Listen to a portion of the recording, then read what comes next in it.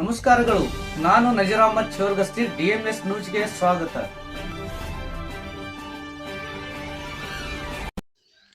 ಪ್ರಜಾಸೌಧ ಸ್ಥಳಾಂತರಕ್ಕೆ ಪಟ್ಟು, ಜಿಲ್ಲಾಧಿಕಾರಿ ಭರವಸೆಗೂ ಮಣಿಯದ ತಾಳಿಕೋಟೆ ಹೋರಾಟಗಾರರು.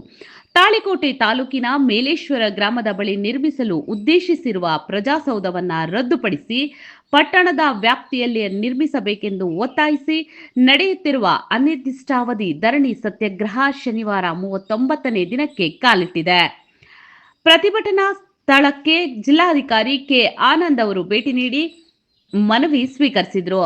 ಹೋರಾಟಗಾರರು ತಮ್ಮ ಪಟ್ಟು ಸಡಿಲಿಸದೆ ಧರಣಿ ಮುಂದುವರಿಸಲು ನಿರ್ಧರಿಸಿದ್ದಾರೆ. ಶನಿವಾರ ನಡೆದ ಧರಣಿಯಲ್ಲಿ ಬೊಮ್ಮನಹಳ್ಳಿ ಗ್ರಾಮಸ್ಥರು ಪಾಲ್ಗೊಂಡು ಹೋರಾಟಕ್ಕೆ ಬೆಂಬಲ ಸೂಚಿಸಿದ್ರು. ಈ ಸಂದರ್ಭದಲ್ಲಿ ಮಾತನಾಡಿದ ಹೋರಾಟ ಸಮಿತಿಯ ಪ್ರಮುಖರು, ಮೇಲೇಶ್ವರ ಬಳಿ ಗುರುತಿಸಿರುವ ಸ್ಥಳವು ಪಟ್ಟಣದಿಂದ 5 ಕಿಲೋಮೀಟರ್ ದೂರದಲ್ಲಿದೆ. ಇದು ಸಾರ್ವಜನಿಕರಿಗೆ ನಿತ್ಯದ ಕೆಲಸಗಳಿಗೆ ಅತ್ಯಂತ ಅನಾನುಕೂಲವಾಗಿದೆ. ಪಟ್ಟಣದ ಒಳಗಿರುವ ಸರ್ಕಾರಿ ಜಾಗಗಳಲ್ಲೇ ಸೌಧ ನಿರ್ಮಾಣವಾಗಬೇಕು ಎಂದು ಆಗ್ರಹಿಸಿದ್ರು. ಜಿಲ್ಲಾಧಿಕಾರಿಗಳ ಭರವಸೆಯನ್ನು ಹೋರಾಟಗಾರರ ಹವಾಲು ಆಲಿಸಿದ ಜಿಲ್ಲಾಧಿಕಾರಿ ಕೆ ಆನಂದ್ ಅವರು ಈ ಕೆಳಗಿನ ಅಂಶವನ್ನ ಪ್ರಸ್ತಾಪಿಸಿದ್ರು. ಸ್ಥಳ ಪರಿಶೀಲನೆ. ಹೋರಾಟಗಾರರು ಸೂಚಿಸಿದ 4 ಸ್ಥಳಗಳಲ್ಲಿ ಲೋಕೋಪಯೋಗಿ ಇಲಾಖೆ ಪ್ರವಾಸಿ ಮಂದಿರ ಮತ್ತು ಎಸ್ಕಾಂ ವ್ಯಾಪ್ತಿಯ ಜಾಗದ ಬಗ್ಗೆ ಆಯಾ ಇಲಾಖೆಗಳಿಗೆ ಶಿಫಾರಸು ಮಾಡಲಾಗಿದ್ದು, ಕಾಮಗಾರಿ ವಿಳಂಬ. ಮೇಲೇಶ್ವರ ಬಳಿ ನಿಗದಿಯಾಗಿರುವ ಕಾಮಗಾರಿಯನ್ನ ಸದ್ಯಕ್ಕೆ 2 ತಿಂಗಳ ಕಾಲ ಮುಂದೂಡಲಾಗುವುದು. ಹೋರಾಟಗಾರರ ತಂಡವು ಸರ್ಕಾರದ ಮಟ್ಟದಲ್ಲಿ ಚರ್ಚೆ ನಡೆಸಲಿ ಎಂದು ಸಲಹೆ ನೀಡಿದ್ರು.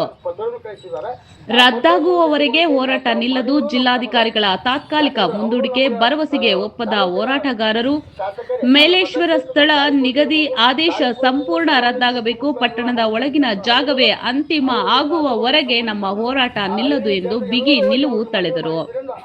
ಇದೇ ವೇಳೆ ಜಿಲ್ಲಾ ಪೊಲೀಸ್ ವರಿಷ್ಠಾಧಿಕಾರಿಗಳು ಮಾತನಾಡಿ, ಧರಣಿ ನಡೆಯುತ್ತಿರುವ ಸ್ಥಳವು ಸಂಚಾರಕ್ಕೆ ತೊಂದರೆಯಾಗುತ್ತಿದ್ದು ಪ್ರತಿಭಟನೆ ಹಿಂಪಡೆಯುವಂತೆ ವಿನಂತಿಸಿದ್ರು. ಆದರೆ ಆದೇಶ ಮಾರ್ಪಾಡಾಗದೆ ಸ್ಥಳದಿಂದ ಕದಲುವುದಿಲ್ಲ ಎಂದು ಹೋರಾಟಗಾರರು ಸ್ಪಷ್ಟಪಡಿಸಿದ್ರು. ಸ್ಥಳದಲ್ಲಿ ಉಪ ವಿಭಾಗ ಅಧಿಕಾರಿಗಳು, ತಹಶೀಲ್ದಾರರು ಹಾಗೂ ನೂರಾರು ಸಾರ್ವಜನಿಕರು ಉಪಸ್ಥಿತರಿದ್ದರು. ವರದಿ ನಜೀರ್ ಚೋರಗಸ್ತಿ, DMS ನ್ಯೂಸ್, ತಾಳಿಕೋಟೆ, ನಿಮ್ಮದೇ ಧ್ವನಿ. ಮೋರ್ ದ್ಯಾನ್ 1 ತಿಂಗಳು ಇಲ್ಲಿ ಒಂದು ಧರಣಿಯನ್ನು ನೆರವೇರಿಸಿಕೊಂಡು ಬರ್ತಾ ಇದ್ದೀರಾ. ತಮ್ಮ ಬೇಡಿಕೆಗಳೇನಿದೆ ಎಲ್ಲ ಹಿಂದೆನೂ ಕೂಡ ಚರ್ಚೆಗಳಾಗಿದೆ. ಎಲ್ಲಿ ಮಾಡಬೇಕು, ಯಾಕೆಂದ್ರೆ ಈಗ ಬೆಳೀತಾ ಬರುವಂತಹ ಒಂದು ತಾಲೂಕುಗಳಲ್ಲಿ ತಾಳಿಕೋಟೆ ಅನ್ನೋ ತಾಲೂಕು ಕೂಡ ಒಂದು. ಇಲ್ಲಿ ಜನರಿಗೆ ಅನುಕೂಲ ಆಗುವಂತ ನಿಟ್ಟಿನಲ್ಲಿ ಜಾಗವನ್ನು ಆಯ್ಕೆ ಮಾಡುವಂತ ಸಲುವಾಗಿ ಹಿಂದಿನ ಚರ್ಚೆಗಳಾಗಿ 1-2-3 ಸ್ಪಾಟ್ಗಳು ಫೈನಲೈಸ್ ಆಗುವಾಗ ಅದನ್ನು ಈಗ ಒಂದು ಕಡೆ ಫೈನಲೈಸ್ ಆಗಿದೆ. ಅದಕ್ಕೆ ವಿರುದ್ಧವಾಗಿ ತಾವೆಲ್ಲರೂ ದೂರ ಆಗಿದೆ ಅಂತ ಹೇಳ್ಬಿಟ್ಟು ಇಲ್ಲಿ ಧರಣಿಗೆ ಕೂತಿದ್ದೀರಾ.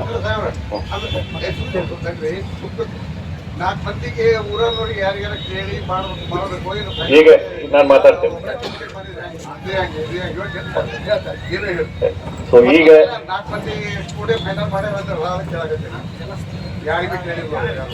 ಈಗ ತಮಗೆಲ್ಲರಿಗೂ ಗೊತ್ತಿರಲಿ, ಯಾವುದೇ ಒಂದು ಸಮಸ್ಯೆ ಇದ್ರೂ ಕೂಡ ಆ ಸಮಸ್ಯೆಯನ್ನು ಸರಿ ಮಾಡಿಸ್ಕೊಳ್ಳಿಕ್ಕೂ ಅವಕಾಶಗಳಿರ್ತದೆ.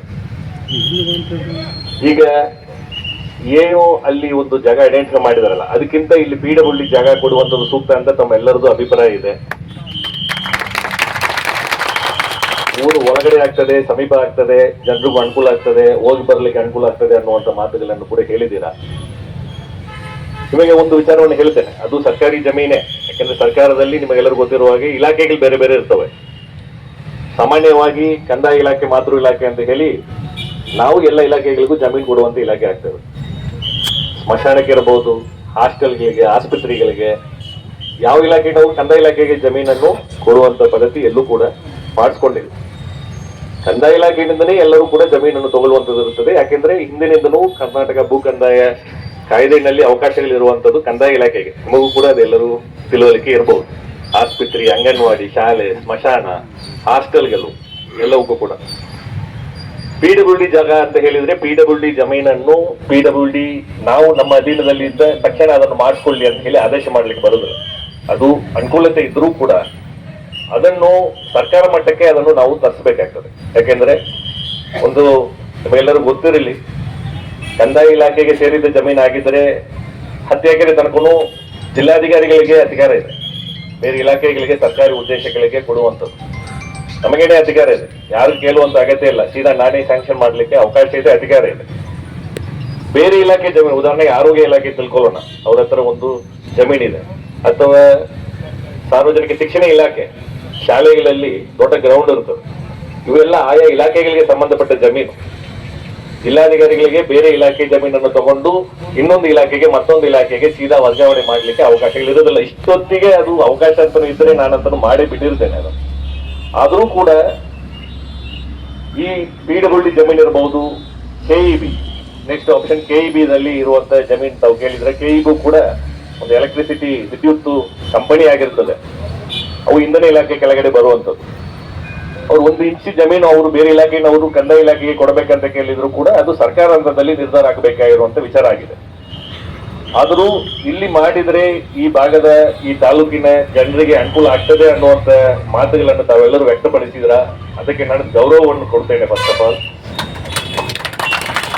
ತಮ್ಮ ನ್ಯಾಯಯುತ ಬೇಡಿಕೆಗೆ ಇಲ್ಲೇ ಮಾಡಿದ್ರೆ ಜನರಿಗೆ ಅನುಕೂಲ ಆಗುವಂಥದ್ದು ಅನ್ನುವಂಥದ್ರಲ್ಲಿ ಏನು ಎರಡು ಮಾತಲ್ಲ. ಯಾಕಂದ್ರೆ ಸಿಟಿ ಒಳಗಡೆ ಬಂದ್ರೆ ನಿಮಗೆ ಹೋಗಿ ಬರ್ಲಿಕ್ಕೇನು ಅನುಕೂಲ ಆಗ್ತದೆ, ಇಲ್ಲಿಂದ ಖರ್ಚು ಮಾಡಿಕೊಂಡು ದೂರ ಹೋಗೋದಾದ್ರೆ ಎಲ್ಲರಿಗೂ ಅನುಕೂಲ ಆಗುತ್ತಾ ಇದೆ ಅನ್ನುವಂಥದ್ರಲ್ಲಿ ಎರಡು ಮಾತಿಲ್ಲ. ಯಾರು ಕೂಡ ಈ ಮಾತನ್ನು ಇಲ್ಲ ಅಂತ ಹೇಳಲಿಕ್ಕೆ ಆಗಲ್ಲ. ಇಲ್ಲಿರುವಂತ ಜಮೀನಿನಲ್ಲಿ ನಾವು ಮಾಡ್ಕೋಬೇಕು ಅಂತ ಹೇಳಿದ್ರೆ ಅದಕ್ಕೆ ಒಂದು ಪ್ರೊಸೀಜರ್ ಅನ್ನು ಫಾಲೋ ಮಾಡಬೇಕಾಗ್ತದೆ. ಅದು ಜಿಲ್ಲಾ ಮಟ್ಟದಲ್ಲಿ ಆಗುವಂತದ್ದಲ್ಲ, ಅದು ಸರ್ಕಾರ ಮಟ್ಟದಲ್ಲಿ ಅದನ್ನು ನಾವು ಮನವಿಯನ್ನು ನಾನು ಸಲ್ಲಿಸಬೇಕಾಗ್ತದೆ. ಯಾಕಂದ್ರೆ ನಿಮಗೂ ಗೊತ್ತಿರಬೇಕು, ಹೋರಾಟದಲ್ಲಿ ಈಗ ಯಾರಿಗೆ ಏನ್ ಅಧಿಕಾರ ಇದೆ ಅಂತ, ಅಧಿಕಾರ ಇಟ್ಟುಕೊಂಡು ಅದನ್ನು ಮಾಡ್ತಾ ಇಲ್ಲ ಅನ್ನುವಂತ ತಪ್ಪು ಕಲ್ಪನೆಯನ್ನು ಕೂಡ ಇರಬಾರದು ಅಂತ ಹೇಳಿ ಈ ಸ್ಪಷ್ಟನೆಯನ್ನು ನಿಮಗೆ ಕೊಡ್ಲಿಕ್ಕೆ ನಾನು ಬಯಸ್ತಾ ಇದ್ದೇನೆ. ಇದನ್ನು ಇನ್ನೊಂದು ವಿಚಾರ ಏನಂತ ಹೇಳಿದ್ರೆ, ಈಗ ಹೊಸದಾಗಿ ಇರುವಂತ ಎಲ್ಲ ತಾಲೂಕುಗಳಿಗೂ ಕೂಡ ಪ್ರಜಾಸೌಧ ಕಟ್ಟಡ ನಿರ್ಮಾಣ ಆಗಬೇಕಂತ ಹೇಳಿ ಕಂದಾಯ ಇಲಾಖೆಯಿಂದ ಒಂದು ಟೈಪ್ ಡಿಸೈನ್ ಅನ್ನು ಮಾಡಿ ಎಲ್ಲಾ ಕಡೆಯನ್ನು ಕೂಡ ಸ್ಯಾಂಕ್ಷನ್ ಮಾಡಿ ಕೊಟ್ಟಿದ್ದು ಇದೆ. ನಮ್ಮ ಜಿಲ್ಲೆಯಲ್ಲಿ ಬೇರೆ ಬೇರೆ ತಾಲೂಕುಗಳಲ್ಲಿ, ಹೊಸ ತಾಲೂಕುಗಳಲ್ಲಿ ಅಲ್ಮೇಲ್ ಇರಬಹುದು, ಚಂಚನ ಇರಬಹುದು, ದೇವರಿಪ್ಪರಿಗಿರಬಹುದು, ಈ ಎಲ್ಲ ಕಡೆಯನ್ನು ಕೂಡ ಹೊಸ ತಾಲೂಕು ಪ್ರಜಾಸೌಧಗಳ ಕಟ್ಟಡಗಳು ಅನುಮೋದನೆಯಾಗಿ ಈಗ ಟೆಂಡರ್ ಕರೆದು ಅಲ್ಲಿ ಪ್ರಾರಂಭ ಹಂತದಲ್ಲಿ ಇದಾವೆ. ಕೆಲವು ಮುಕ್ತಾಯ ಹಂತಕ್ಕೂ ಕೂಡ ಬಂದಿದ್ದಾವೆ. ಸೊ ಈ ರೀತಿ ಅಡ್ವಾನ್ಸ್ ಸ್ಟೇಜ್ ನಲ್ಲಿ ಬೇರೆ ತಾಲೂಕುಗಳಿದ್ರೆ, ಇನ್ನೂ ತಾಳಿಕೋಟೆ ತಾಲೂಕಿನಲ್ಲಿ ಕೆಲಸ ಪ್ರಾರಂಭ ಆಗಿರುವುದಿಲ್ಲ. ಅದು ಒಂದು ದುಃಖದ ಸಂಗತಿನೇ. ಯಾಕಂದ್ರೆ ಇಷ್ಟೊತ್ತಿಗೆ ಅದು ಒಂದು ಹಂತಕ್ಕೆ ಬಂದಿದ್ದರೆ ಈ ಊರಿನ ಒಂದು ಡೆವಲಪ್ಮೆಂಟ್ಗೆ ಅನುಕೂಲ ಆಗ್ತಾ ಇದೆ. ಯಾಕಂದ್ರೆ ಬೇರೆ ವಿವಿಧ ತಾಲೂಕು ಕಚೇರಿಗಳಿಗೂ ಕೂಡ ಅವಕಾಶಗಳೆಲ್ಲೂ ಇಲ್ಲ. ತಹಸೀಲ್ದಾರ್ ಕಚೇರಿ ಬಂದ್ರೆ ಬಾಕಿ ಉಳಿದ ಕಚೇರಿಗಳೆಲ್ಲ ಸುತ್ತಮುತ್ತ ಅಲ್ಲಿ ಬರ್ಲಿಕ್ಕೆ ಅವಕಾಶ ಆಗ್ತದೆ ಅನ್ನುವಂಥದ್ದು ಇರ್ತದೆ. ಒಂದು ನೋಡಲ್ ಪಾಯಿಂಟ್, ಫಸ್ಟ್ ಪಾಯಿಂಟ್ ಇಲ್ಲಿ ಅಭಿವೃದ್ಧಿ ಆಗ್ತದೆ, ತದನಂತರ ಎಲ್ಲವೂ ಕೂಡ ಕಚೇರಿಗಳು ಬರ್ತದೆ ಅಂತ ಹೇಳ್ಬಿಟ್ಟು. ಸೊ ಇದು ಲ್ಯಾಪ್ಸಬಲ್ ಅಮೌಂಟ್ ಕೂಡ ಇರ್ತದೆ, ಅದನ್ನ ನೀವು ನೆನಪಿಟ್ಕೋಬೇಕು. ಇದು ಒಂದು ಟೈಮ್ ಬೌಂಡ್ ಆಕ್ಟಿವಿಟಿ ಇರ್ತದೆ. ಅದು ನಿಮಗೆ ಒಂದು ಆರ್ಥಿಕ ವರ್ಷದ ಕೊನೆಯಲ್ಲಿ ಏನು ನಮಗೆ ಖರ್ಚಾಗದೆ ಉಳಿದಿರುವಂತಹ ಅಮೌಂಟ್ ಅನ್ನು ಸರ್ಕಾರ ಹಿಂದಕ್ಕೆ ತಗೊಳ್ಳುವಂತಹ ಪರಿಸ್ಥಿತಿಯನ್ನು ಕೂಡ ಇರ್ತದೆ. ನಮ್ಮ ಜಿಲ್ಲೆಗೆ ಸಿಕ್ಕಿರುವಂತಹ ಅವಕಾಶವನ್ನು ನಾವು ಯಾವುದೂ ಕಾರಣಕ್ಕೂ ನಾವು ಕಳ್ಕೊಂಡ್ಬಿಡಬಾರದು. ಅದನ್ನು ನಾವು ಸದುಪಯೋಗ ಪಡಿಸ್ಕೋಬೇಕು. ಈ ಒಂದು ನಿಟ್ಟಿನಲ್ಲಿ ಈಗ ತಾವೆಲ್ಲರೂ ಈಗ ಐಡೆಂಟಿಫೈ ಮಾಡಿ ಈಗ ಆಯ್ಕೆ ಮಾಡಿರುವಂತಹ ಜಮೀನಲ್ಲಿ ಕಟ್ಟುವುದು ಬೇಡ ಅಂತ ಹೇಳಿದ್ದೀರಾ. ಅಲ್ಲಿ ಈಗ PWD ಜಮೀನಿಗೆ ಪ್ರಥಮ ಆದ್ಯತೆಯನ್ನು ಕೊಟ್ಟು ಅದನ್ನು ಮಂಜೂರಿ ಮಾಡಿಕೊಡಬೇಕಂತ ತಮ್ಮ ಮನವಿ ಏನಿದೆ ಅದನ್ನು ತಾವು ಈ ಹಿಂದೆ ಈಗ ಕೈನಲ್ಲಿ ಮನವಿ ಇಟ್ಕೊಂಡಿದ್ರೆ ಅದನ್ನು ನಾನು ಈ ವೇದಿಕೆ ಮುಖಾಂತರ ಸ್ವೀಕಾರ ಮಾಡ್ತೇನೆ. ಅದನ್ನು ಖಂಡಿತವಾಗಿ ಶಿಫಾರಸು ಮಾಡಿ ನನ್ನಿಂದ ನಾನು PWD ಇಲಾಖೆಗೆ ಖಂಡಿತವಾಗಿ ಕಳಿಸ್ಕೊಡ್ತೇನೆ. ಇದರಲ್ಲಿ ಇರುವಂತಹ ಎಲ್ಲ ಸಾಧಕಗಳನ್ನು ಕೂಡ ಉಲ್ಲೇಖ ಮಾಡಿ ಇಲ್ಲಿ ಕೊಟ್ಟರೆ ಅನುಕೂಲ ಆಗ್ತದೆ ಅನ್ನುವಂಥದ್ದನ್ನು ಕೂಡ ನಾನು ಸರ್ಕಾರಕ್ಕೆ ಮನವಿಯನ್ನು ಸಲ್ಲಿಸ್ತೇನೆ. ಯಾಕಂದ್ರೆ ನಮ್ಮಿಂದ ಎಷ್ಟಾಗ್ತದೆ ಅಷ್ಟೇ ನಾನು ನಿಮಗೆ ಹೇಳಲಿಕ್ಕೆ ಆಗ್ತದೆ, ಅದಕ್ಕಿಂತ ಜಾಸ್ತಿ ನಾನು ಹೇಳಲಿಕ್ಕೆ ಆಗೋದಿಲ್ಲ. ನಿಮ್ಮ ನಿರೀಕ್ಷೆ ಜಾಸ್ತಿ ಇರ್ತದೆ, ನಿಮ್ಮ ನಿರೀಕ್ಷೆ ಎಷ್ಟು ಕೆಲಸ ಮಾಡ್ಬೇಕಂತ ಆಸಕ್ತಿಯನ್ನು ಕೂಡ ನನಗೆ ಇರ್ತದೆ. ಆದರೆ ದರ್ ಇಸ್ ಎ ಲಿಮಿಟ್. ಈಗ ನಾನು ಮಾಡ್ತೇನೆ ಅಂತ ಹೇಳಿ ನಿಮಗೆ ಭರವಸೆ ಕೊಟ್ಟರೆ ನಾಳೆನು ನಿಮ್ಮದು ಕೇಳ್ತೀರಾ, ನೀವು ಮಾಡ್ತೇನೆ ಅಂತ ಹೇಳಿದ್ರೆ ನೀವು ಮಾಡ್ಲಿಲ್ಲ ಅಂತ ಹೇಳ್ಬಿಟ್ಟು. ಅದಕ್ಕೆ ನಾನು ಇಷ್ಟು ನಿಮಗೆ ಡೀಟೇಲ್ ಆಗಿ ಹೇಳ್ತಾ ಇರುವಂತದ್ದು. ಇದನ್ನು ಖಂಡಿತವಾಗಿ ಶಿಫಾರಸು ಮಾಡಿ ಇಲ್ಲಿ ಇರುವಂತಹ ಅನುಕೂಲತೆಗಳು ಏನಿದೆ, ಪಾಸಿಟಿವ್ ಪಾಯಿಂಟ್ಸ್ ತಾವು ಏನೇನೆಲ್ಲ ಹೇಳಿದಾರೆ ಎಲ್ಲವನ್ನೂ ಉಲ್ಲೇಖ ಮಾಡಿ ನಾನು PWD ಇಲಾಖೆಗೆ ಖಂಡಿತವಾಗಿ ಕಳಿಸ್ಕೊಡ್ತೇನೆ. ಜೊತೆಗೆ KEBಗೂ ಕಳಿಸ್ಕೊಡ್ತೇನೆ. ಸೆಕೆಂಡ್ ಆಪ್ಷನ್ ನಿಮಗೆ ಇರುವಂತದ್ದು KEB, ಅದು ಇಂಧನ ಇಲಾಖೆಗೆ ಬರ್ತದೆ. ಇಂಧನ ಇಲಾಖೆಗೆ ಕೂಡ ಒಂದು ಪ್ರಸ್ತಾವನೆಯನ್ನು ನಾನು ಕಳಿಸ್ಕೊಡ್ತೇನೆ. ಕಳಿಸ್ಕೊಟ್ಟಿದ ನಂತರ ತಮ್ಮ ಹೋರಾಟದ ಸಮಿತಿಯನ್ನು ಮಾಡ್ಕೊಟ್ಟಿದ್ದೀರಲ್ಲ, ಹೋರಾಟ ಸಮಿತಿ ಮಾಡಿರುವಂತ ಉದ್ದೇಶ ಬರೀ ಜಿಲ್ಲಾ ಮಟ್ಟದಲ್ಲಿ, ತಾಲೂಕು ಮಟ್ಟದಲ್ಲಿ ಮಾತ್ರ ನಿಮ್ಮ ಒಂದು ಉದ್ದೇಶವನ್ನು ಹೇಳಿದ್ರೆ ಸಾಕಾಗುವುದಿಲ್ಲ. ನಮ್ಮಿಂದ ಪ್ರಸ್ತಾವನೆ ಹೋಗಿದ ನಂತರನೂ ಕೂಡ ತಾವು ಅದನ್ನು ಫಾಲೋ ಅಪ್ ಮಾಡಬೇಕಾಗ್ತದೆ. ನಾವು ಕೂಡ ಸರ್ಕಾರಕ್ಕೆ ಫಾಲೋ ಅಪ್ ಮಾಡ್ತೇವೆ. ತಾವು ಕೂಡ ಈ ರೀತಿ ನಾನಾ ಒಂದು ಬೇಡಿಕೆಗಳು ಇಟ್ಕೊಂಡು ನಾನಾ ಸಮಿತಿಗಳು ಈ ಹಿಂದೆ ಯಶಸ್ವಿಯಾಗಿ ಸರ್ಕಾರ ಮಟ್ಟದಲ್ಲಿ ತಮ್ಮ ಒಂದು ಮನವಿಯನ್ನು ಮಾಡಿ ಅದರಲ್ಲಿ ಯಶಸ್ವಿ ಕಂಡಿರುವಂತಹ ಸಮಿತಿಗಳಿದ್ದಾವೆ. ಆ ರೀತಿಯಾದಂತಹ ಒಂದು ಸಮಿತಿ ಇದೆ ಅಂತ ನಾವು ಇದನ್ನು ಭಾವಿಸ್ತೇನೆ. ನಾವು ಯಾರ್ಯಾರಿಗೆಲ್ಲ ಭೇಟಿ ಆಗ್ಬೇಕಂತ ನಮಗೆ ಗೊತ್ತಿದೆ. ಯಾಕಂದ್ರೆ ಆಡಳಿತ ವ್ಯವಸ್ಥೆಯಲ್ಲಿ ಎಲ್ಲಿ ತನಕ ಅಧಿಕಾರಿಗಳಿಗೆ ಅಧಿಕಾರ ಇದೆ, ಎಲ್ಲಿ ರಾಜಕೀಯವಾಗಿ ಅದನ್ನು ಹ್ಯಾಂಡಲ್ ಮಾಡ್ಬೇಕು ಅನ್ನುವಂಥದ್ರು ಕೂಡ ತಮ್ಮ ಎಲ್ಲರಿಗೂ ಗೊತ್ತಿರುವಂತಹ ವಿಚಾರ. ಈ ವೇದಿಕೆಯಲ್ಲಿ ಸಾಕಷ್ಟು ಮುಖಂಡರೆಲ್ಲ ಇದ್ದೀರಾ, ನಿಮಗೆ ಗೊತ್ತಿರುವಂತ ವಿಚಾರ. ಒಂದು ತಿಂಗಳಿಗಿಂತ ಹೆಚ್ಚಿಗೆ ತಾವೆಲ್ಲರೂ ಕೂಡ ಇಲ್ಲಿ ಧರಣಿ ಮಾಡ್ತಿ ಕೂತ್ಕೊತಾ ಇದ್ದೀರಲ್ಲ. ಈಗ ನಾವು ಒಂದು ಅಂದಾಜು ಟೈಮ್ ಲಿಮಿಟ್ ಹೇಳೋಣ. ಈಗ ಉದಾಹರಣೆಗೆ ಒಂದು 2 ತಿಂಗಳಿಗೆ ಒಳಗಡೆ ಈಗ ನಾವು ಎಷ್ಟು ಪ್ರಾಮಾಣಿಕದಿಂದ ಪ್ರಯತ್ನ ಮಾಡೋಣ, ಅದನ್ನು ಡೆಫಿನೆಟ್ಲಿ ನಾವು ಮಾಡೋಣ. ಈಗಾಗಲೇ ನಾವು ಪ್ಲಾನ್ ಒಂದು ಸೈಟ್ ನಲ್ಲಿ ಮಾಡಿದೇವಲ್ಲ, ಅಲ್ಲಿ ಕೆಲಸ ಪ್ರಾರಂಭ ಮಾಡುವುದಿಲ್ಲ. ನೆಕ್ಸ್ಟ್ 2 ತಿಂಗಳಿಗೆ ನಾವು ಅದನ್ನು ಸ್ಟಾಪ್ ಇಡೋಣ. ಸ್ಟಾಪ್ ಇಟ್ ಅಲ್ಲಿ ಸ್ಟಾಪ್ ಮಾಡಿಬಿಟ್ಟು, ಯಾಕಂದ್ರೆ ಈಗ ನಿಮ್ಗೆ ಹೇಳ್ಬೇಕು, ನಾವು ಪ್ರಸ್ತಾವನೆ ಕಳಿಸ್ಬಿಟ್ಟು ಈಚೆ ನಾವು ಕಟ್ಟಡ ಕೆಲಸವನ್ನು ನಾವು ಪ್ರಾರಂಭ ಮಾಡ್ತೇವೆ ಅಂತ ಹೇಳಿದ್ರೆ ಅದು ದೋಖಾ ಕೊಟ್ಟಂಗನೆ. ಸೊ ತಮ್ಮ ಯಾವುದು ಕ್ಯಾನ್ಸಲ್ ಮಾಡೋದು ಅಷ್ಟು ಸುಲಭ ಅಲ್ಲ. ಇದು A to B, B to A ಅಂತ ಅಷ್ಟು ಸುಲಭವಾಗಿನೂ ಆಗೋದಿಲ್ಲ. ಯಾಕೆಂತ ಹೇಳಿದ್ರೆ ಸರ್ಕಾರಕ್ಕೆ ಯಾರು ಬೇಕಾದ್ರೂ ಜಮೀನು ಕೊಡಬಹುದು, ಮರಳಿ ಪಡೆಯುವುದು ಅಷ್ಟು ಸುಲಭ ಅಲ್ಲ. ಅದು ಪ್ರಾಸೆಸ್.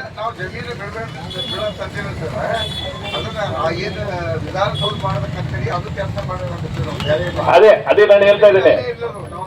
ಜಮೀನಲ್ಲಿ ಸರ್ಕಾರ ಹೆಸರಿನಲ್ಲಿ ಇರಲಿ, ಅಲ್ಲಿ ಪ್ರಜಾಸೌಧಕ್ಕಂತ ಹೇಳಿ ಕಟ್ಟಡ ಅಂತ ಈಗ ಸದ್ಯಕ್ಕೆ 2 ತಿಂಗಳ ಮಟ್ಟಕ್ಕೆ ಕಟ್ಟುವುದಿಲ್ಲ ಅಂತ ನಾನು ಹೇಳ್ತಾ ಇದ್ದೇನಲ್ಲ. 2 ತಿಂಗಳ ನಂತರ ಮತ್ತೆ ನೀವೆಲ್ಲ ಸೇರ್ಬೇಕು. ಈ 2 ತಿಂಗಳಲ್ಲಿ ಇಲ್ಲ, ಅದನ್ನ ಹೇಳ್ತಾ ಇಲ್ಲ. 2 ತಿಂಗಳ ಒಳಗಡೆ ಕೇಳಿ ಈಗ ಮಾತಾಡುವನು ಕೇಳಿ. ಈಗ 2 ತಿಂಗಳಿನಲ್ಲಿ ಅಂತಿಮ ಎಲ್ಲಾದ್ರೂ ಒಂದು ಕಡೆ ನಮಗೆ ಆಗ್ಬೇಕು ಅಂತ ಹೇಳಿ ಹೇಳುವಂಥದ್ದು. ಅಂದ್ರೆ ಈಗ PWD ಇಲಾಖೆಗೆ ನಾವು ಒಂದು ಪತ್ರವನ್ನು ಬರೆದು ಬಿಟ್ಟು ತಮ್ಮ ಪ್ರಯತ್ನವನ್ನು ನಿಲ್ಲಿಸಬೇಕಂತ ಹೇಳ್ತಾ ಇಲ್ಲ. ಪ್ರಯತ್ನವನ್ನು ಮಾಡಬೇಕು, ಸತತ ಪ್ರಯತ್ನ ಮಾಡಬೇಕು. ಬಟ್ PWD ಜಮೀನು ಆಗ್ತಾ ಇಲ್ಲ ಅಂತ ಹೇಳಿದ್ರೆ ಇಂಧನ ಇಲಾಖೆಯಲ್ಲಿ ಪ್ರಯತ್ನ ಆಗ್ಬೇಕು. ಎರಡೂ ಕೂಡ ಸತತವಾಗಿ ಆಗ್ಬೇಕು. ಅದು ಅಧಿಕಾರಿಗಳ ಕಡೆಯಿಂದ ಏನಾಗ್ತದೆ ಆ ಪ್ರಯತ್ನ ನಾನು ಖಂಡಿತವಾಗಿ ಮಾಡ್ತೇನೆ. ರಾಜಕೀಯವಾಗಿ ಏನಾಗ್ಬೇಕು, ರಾಜಕೀಯ ಮಟ್ಟದಲ್ಲಿ ಕೂಡ ತಮ್ಮ ಪ್ರಯತ್ನಗಳು ಆಗ್ಬೇಕು. ಇದೆರಡೂ ಕೂಡ ಕೈ ಜೋಡಿಸಿದ್ರೆ ಖಂಡಿತವಾಗಿ ನಮಗೆ ಒಂದು ಸ್ಪಾಟ್ ಸಿಗ್ತದೆ. 4 ಏನು ಹೇಳಿದಿರಲ್ಲ, ಅದರಲ್ಲಿ ಟಾಪ್ 2 ಪ್ರಯಾರಿಟಿನಲ್ಲಿ ನೀವು ಪ್ರಯತ್ನ ಮಾಡಿದ್ರೆ ಸರ್ಕಾರ ಮಟ್ಟದಲ್ಲಿ ಅದನ್ನು ಕೊಡಿಸುವಂತ ವ್ಯವಸ್ಥೆ, ಅಫಿಷಿಯಲಿ ಅಂಡ್ ಪೊಲಿಟಿಕಲಿ ಅದನ್ನು ಮಾತಾಡಿ ಮಾಡಿಸುವಂಥದ್ದು ಆಗ್ಬಹುದು. But that is by time limit. ಅಲ್ಲಿ ತನಕ ಈಗ ನಮಗೆ ಬಂದಿರುವಂತಹ ಏನು ಪ್ರಾಜೆಕ್ಟ್ ಇದೆಯಲ್ಲ, ಈ ಬಂದಿರುವಂತಹ ಪ್ರಾಜೆಕ್ಟ್ ಅನ್ನು ಲ್ಯಾಬ್ಸ್ ಮಾಡಿಸಿ ಸರ್ಕಾರಕ್ಕೆ ಅದನ್ನು ಮರಳಿ ಕೆಲಸೋದ್ರಲ್ಲಿ ಏನು ಖುಷಿ ಇದೆ ಹೇಳಿ? ಆಗ ಆಗ್ಬಾರ್ದು. ಸೊ ಇದು ಟೈಮ್ ಲಿಮಿಟ್ ಆಗಿದ್ರೆ ಇಲ್ಲಿ ಆಗ್ಬೇಕು ಅದಕ್ಕೆ ನಾನು ಗೌರವ ಕೊಡ್ತೇನೆ. ಅದಕ್ಕೆ ನಾನು ಇಷ್ಟೊತ್ತಿಗೆ ನನ್ನ ಹತ್ರ ಮಾತಾಡ್ತಾ ಇರುವಂತದ್ದು. ಯಾಕೆಂದ್ರೆ ಇಲ್ಲಿ ಊರಿನವರಿಗೂ ಕೂಡ ಒಳ್ಳೇದಾಗ್ತದೆ ಅಂತ ಹೇಳಿ ನೀವು ಅಲ್ಲಿ ತಕ್ಷಣ ಅಲ್ಲಿ ಕೆಲಸ ಈಗ ಆಲ್ರೆಡಿ ಅದು ಅಡ್ಮಿನಿಸ್ಟ್ರೇಟಿವ್ ಅಪ್ರೂವಲ್ ಆಗಿದೆ, ಟೆಂಡರ್ ಹಂತದಲ್ಲಿ ಬಂದು ನಿಂತಿದೆ. ಕೆಲಸ ಪ್ರಾರಂಭ ಮಾಡ್ಲಿಕ್ಕೆ ಏನು ಅಡ್ಡಿ ಇಲ್ಲ, ಸರ್ಕಾರದ ದುಡ್ಡು ಬಿಡುಗಡೆ ಮಾಡಿದ್ದಾರೆ. ಈಗಿನ ಹಂತದಲ್ಲಿ ಅದನ್ನು ನಿಲ್ಲಿಸಲಿಕ್ಕೆ ಬರೋದಲ್ಲ. ನಿಮ್ಮ ಒಂದು ಹೋರಾಟಕ್ಕೆ ಗೌರವ ಕೊಟ್ಟು ಅದನ್ನ ನಿಲ್ಲಿಸ್ತೇನೆ ಅಂತ ಹೇಳ್ತಾ ಇದ್ದೇನೆ. ಅದನ್ನು ಮನವರಿಕೆ ಮಾಡ್ಕೊಳ್ಳಿ ಅಂತ.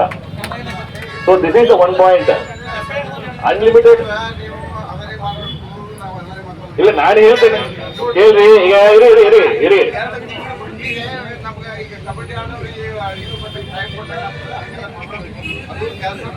ಅನ್ಲಿಮಿಟ್ ಇಲ್ರಿ. ನೀವು ನಿಮ್ಮ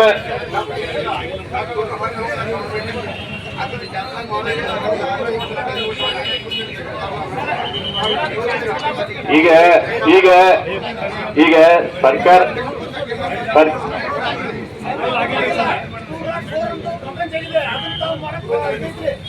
ಇಲ್ಲಿ ಈಗ ನೀವು ಎಲ್ಲರೂ ಒಬ್ಬರು PWD ಒಂದು ಮಾಡಿ, KEB ಒಂದು ಮಾಡಿ, ಕೆರೆಯಲ್ಲಿ ಕಟ್ಟಿ ಅಂತ ಹೇಳಿ ತಾವೆಲ್ಲರೂ ತಮ್ಮ ಅಭಿಪ್ರಾಯವನ್ನು ಹೇಳಿದ್ದೀರಾ. ಇದರಲ್ಲಿ ಯಾವ್ದು ಆಗ್ತದೆ ಯಾವ್ದು ಆಗೋದಿಲ್ಲ ಅಂತಂದ್ರು ನಾನು ಹೇಳಿದ್ದೇನೆ. ಕೆರೆ ಜಾಗದಲ್ಲಿ ಯಾರು ಏನ್ ಕಟ್ಲಿಕ್ಕೆ ಆಗೋದಿಲ್ಲ. Because there are multiple court rulings. ಕೆರೆ ಅಂತ ಅಲ್ಲಿ ಘೋಷಣೆ ಆದ್ರೆ ಸಾಕು, 6ನೇ ಹತ್ರ ಘೋಷಣೆ ಆದ್ರೆ ಸಾಕು. ಅಲ್ಲಿ ಮರಗಳಿರ್ಬೇಕಂತ ಅಗತ್ಯ ಏನಿಲ್ಲ. ಕಾನೂನಿನಲ್ಲಿ ಕಾನೂನು ಚೌಕಟ್ಟಿನಲ್ಲಿ ಏನ್ ಮಾಡ್ಬೇಕು ಅದನ್ನಷ್ಟೇ ಮಾಡ್ಲಿಕ್ಕೆ ಆಗ್ತದೆ. ಮನಸ್ಸಿಗೆ ಬಂದಾಗ ಕೆಲಸ ಮಾಡ್ಲಿಕ್ಕೆ ಆಗೋದಿಲ್ಲ. ನೀವು ಏನು ಒಂದು ವ್ಯಕ್ತಪಡಿಸಿದ್ರಲ್ಲ, ಐಬಿ ಜಾಗದಲ್ಲಿ ಮಾಡಿದ್ರೆ ಅನುಕೂಲ ಆಗ್ತದೆ ಅಂತ, ಅದಕ್ಕೆ ಪ್ರಯತ್ನ ಮಾಡಿ ಅಂತ ಹೇಳ್ತಾ ಇರುವಂತದ್ದು. ಅದು ಸರ್ಕಾರ ಹಂತದಲ್ಲಿ ಆಗ್ಬೇಕಂತ. ಅದು ಯಾವುದು ಈಗ ಒಂದು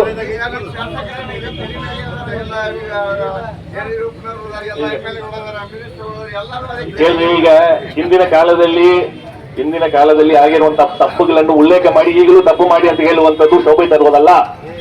ದಯವಿಟ್ಟು ಹೇಳ್ತಾರೆ ಕೇಳಿ. ಇನ್ನು ಉಪಯೋಗ ಇದೆಯೋ ಇಲ್ವೋ, ಕೆರೆ ಅನ್ನೋದ್ರ ಕೆರೆ. ಈಗ ಈ ಕೆರೆ ಬಗ್ಗೆ ನಾನು ಮಾತಾಡ್ತಾ ಇಲ್ಲ, ನಾನು ಡಿಪೆಂಡ್ ಮಾಡ್ತಾ ಇಲ್ಲ.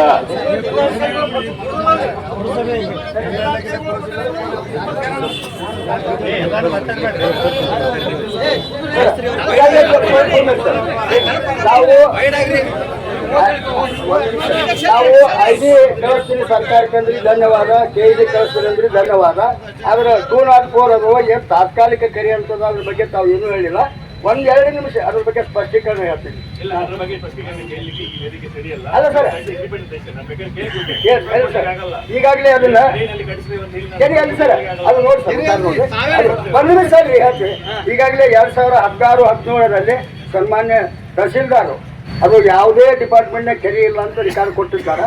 ಆ ಪ್ರಕಾರ AC ಅವರು ಕೊಟ್ಟಿದ್ದಾರೆ. ಆ ಪ್ರಕಾರ DC ಅವರು ಎಲ್ಲ ಇಲಾಖೆಗಳ NOC ಪಡ್ಕೊಂಡು ಅದನ್ನ 90 ದಿವಸಗಳ ಒಂದು ಪ್ರಕಟಣೆ, ಗೆಜೆಟ್ ನೋಟಿಫಿಕೇಶನ್ ಅಥವಾ ಪತ್ರಿಕಾ ಪ್ರಕಟಣೆ ಮಾಡ್ಯಾರ. ಯಾವ ತಕರಾರು ಬಂದಿಲ್ಲ ಅಲ್ಲಿ ಮಾಡಿ. ಮತ್ತು ಈಗಾಗಲೇ ಯಾವ ಡಿಪಾರ್ಟ್ಮೆಂಟ್ನಾಗೂ ಜಿಲ್ಲಾ ಪಂಚಾಯತ್ಗಳಿಗೂ ಕೆರೆ ಅಂತ ದಾಖಲಿಲ್ಲ, ಮತ್ತು ಸಣ್ಣ ನೀರಾವರಿ ಇಲಾಖೆಗೂ ಕೆರೆ ಅಂತ ಎಲ್ಲಿ ದಾಖಲಿಲ್ಲ. ಏನೋ ಒಂದು ಸ್ವಲ್ಪ ಜಗ್ಗ ಪ್ರದೇಶ ಇದ್ದಿದ್ದ ಆ ನೀರು ಹರಿದು ಬರೋದ್ರಿಂದ ಬಾಯಿಯಿಂದ ಬಾಯಿಗೆ ಅದು ಕೆರೆ ಕೆರೆ ಕೆರೆ ಅಂತ ಆಗಿರ್ತಾರೆ. 11 ಎಕರೆ ಇರೋದ್ರಿಂದ ಎಲ್ಲ ಇವನ್ ಕೋರ್ಟ್ ಹೇಳಿದ್ರು, ಅದೇ ಎಲ್ಲ ಆಫೀಸ್ಗಳು ಅಲ್ಲಿ ಆಗಿ ಇನ್ನೂ 2-3-4 ಎಕರೆ ಉಳಿತಾವು. ನಾಳೆ ಜನವರಿ 26, ಆಗಸ್ಟ್ 15 4,000 ಮಕ್ಕಳು ಕೂಡ್ಲಿಕ್ಕೂ ಜಾಗ ಸಾಲ್ತದೆ ಸರ್. ದಯವಿಟ್ಟು ಅದು ಕೆರೆ ಕೆರೆ ಅನ್ನೋದು ಎಲ್ಲರ ತಲೆ ಒಳಗೆ ಕುಂತು ಬಿಟ್ಟದೆ. ಹಿಂಗಾಗಿ ಅದು ಮತ್ತು ಅದು ಎಲ್ಲ ದಾಖಲೆಗಳನ್ನು ನಿಮ್ಗೆ ಹಚ್ಚಿ ನೋಡ್ಕೊಡಿ ಸರ್. ಎಲ್ಲರೂ AC ಅವ್ರು ಕೊಟ್ಟಾರ, DC ಅವ್ರು ಕೊಟ್ಟಾರೆ, ತಹಸೀಲ್ದಾರ್ ಕೊಟ್ಟಾರ, ಕಂದಾಯ ಇಲಾಖೆ ಎಲ್ಲರೂ ಕೊಟ್ಟಾರೆ ಸರ್ ಬಗ್ಗೆ ರಿಪೋರ್ಟ್. ಅದು ಮಾಲಕರ ಕಾಲಮ್ನಾಗ ಮಫತ್ ಗೈರಾಣ ಅಂತ ಸರ್. ಅದು ಏನೋ ತಪ್ಪು ಕಲ್ಪನೆಯಿಂದ ಕುಂತದಂತೂ ಅವರೇ ಒಪ್ಪಿಕೊಂಡ. ಮತ್ತು ಅದನ್ನು ತೆಗೆದು ನಾವು ವಿಕಾಸಸೌಧ ಮಿನಿ ವಿಧಾನಸೌಧ ಮಾಡಬೇಕಂತೂ ಪ್ರಪೋಸಲ್ ಹೋಗ್ಯಾರ ಸರ್. ದಯವಿಟ್ಟು ಅದ್ರ ಬಗ್ಗೆ ಅದರ ಗಮನ ಕೊಡಿ. ಐದಿಲ್ಲೇ ನಿಮ್ಗೆ ಹಾಕಿದ್ದಿಲ್ಲ ಅಂದ್ರೂ ಬೇಡ್ರಿ, ಅದನ್ನು ಒಂದು ಡಿಪಾರ್ಟ್ಮೆಂಟ್ ಹಾಕಿದ್ರು ಬೇಡ್ರಿ. ಇದುವರೆಗೆ ನಿಮ್ಮ ಕೈಯಾಗ ಅದ ಸರ್. ಅದಕ್ಕೆ ನೋಡಿ ಈಗ 2 ತಿಂಗಳು ಟೈಮ್ ಕೊಡ್ತಾರೆ ಅವರು. ಈ ಮುಂದೆ ಏನು ಮಾಡ್ತಾರೆ, ಗೌರ್ಮೆಂಟ್ ದುಡ್ಡು ಕೆಲಸ ಕೊಟ್ಟು ವರ್ಕ್ ಸ್ಟಾರ್ಟ್ ಮಾಡ್ತಾರೆ. ಮಾಡೋದು ಮತ್ತು ಅದರಲ್ಲಿ ಇದನ್ನೇ ಹೋರಾಟ ಮಾಡುವ ಕೆಲಸ ಆದ್ರೆ ನಮ್ಗೆ ಹೋರಾಟ ಇಲ್ಲ ಸರ್. ಇಲ್ಲ ಅಂದ್ರೆ ಇಲ್ಲ, ಅದು ಹೋರಾಟ ಅದು ಕೆಲಸ ಆಗಬೇಕು. ನಮ್ಗೆ ಆರೋಗ್ಯ ಕೊಡ್ರಿ, ಮುಂದುವರಿ ಏನು ಪ್ರಯತ್ನ ಮಾಡ್ತೀವಿ ನಾವು. ಕುಮಾರ್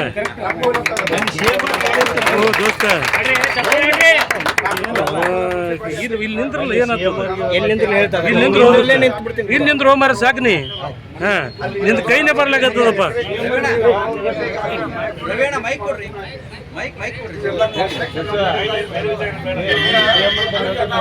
ನೀವು 2 ತಿಂಗಳ ಅವಧಿ ಏನಿಲ್ಲ, ಅದು ಕ್ಯಾನ್ಸಲ್ ಅಂತ ಬೇಕು ಅಂತ ನಾವು ಹೇಳೋದಿಲ್ಲ. CM ಬಂದು ಹೋಗಿದ್ರೆ CM ಅವ್ರ ಬಂದು ಭೇಟಿ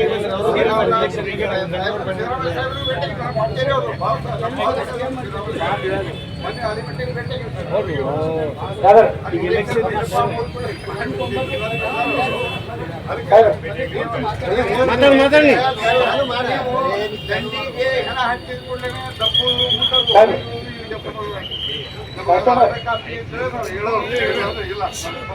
ಅಧ್ಯಕ್ಷರಿಗೆ ಎಲ್ಲರೂ ಒಪ್ಪಿದ್ದೀರಾ, ಒಪ್ಪಿಕೊಂಡು ನಮ್ಮ ಅಧ್ಯಕ್ಷರಾಗಿ ಎಲ್ಲವನ್ನ ಪ್ರಯೋಜನ ಪಡ್ತಾರೆ.